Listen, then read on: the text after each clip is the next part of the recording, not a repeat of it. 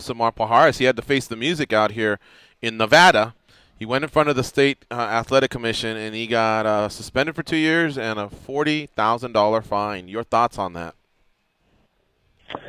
Yeah, I don't know. I guess it's I clearly don't like the guy, and I guess he deserves to be suspended. So I guess that's probably about right. It's I'm not a huge fan of the commission that's taking charge of that, but it's I guess somebody probably deserves.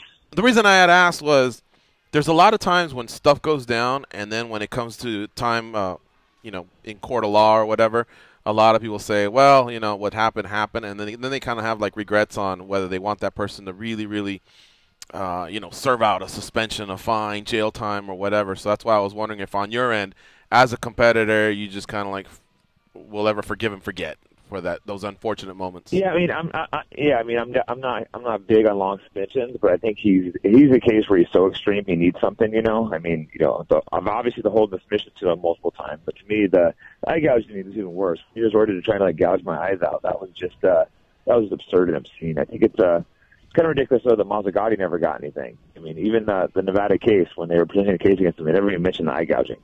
All they talked about was holding the submission too long. I think them to admit to eye gouging would have had to be admitting that the referee was doing that, right? And they wanted me to come and testify against them, but I'm not going to go on there and be part of it when they're not even addressing the real issue. Right.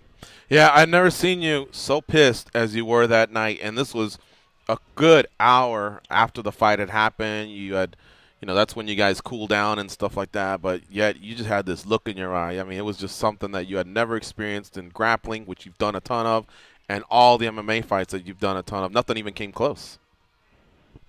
No, like I said, I fought for so many years, grappled for so many years, and just never seen anything like that. You can see a little bit of video, but he's literally taking his thumbs and trying to just gouge my eyes out, and that's just, to me, it was absurd that he would do that, and absurd that the ref would not do anything about it.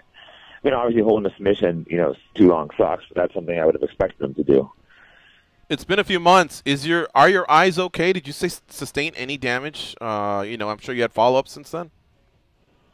No, yeah, luckily it was serious. My left eye was pretty messed up for a few weeks. It was blurry, had me a little worried, but I went to a specialist, got it checked out, and luckily everything turned out. I'm 100% now. If Paul Harris gets his act together, fighting him again, because like George said, you were very angry that night, and it seemed like you would be willing to fight him again. But now that time has gone by, could you see yourself ever doing that?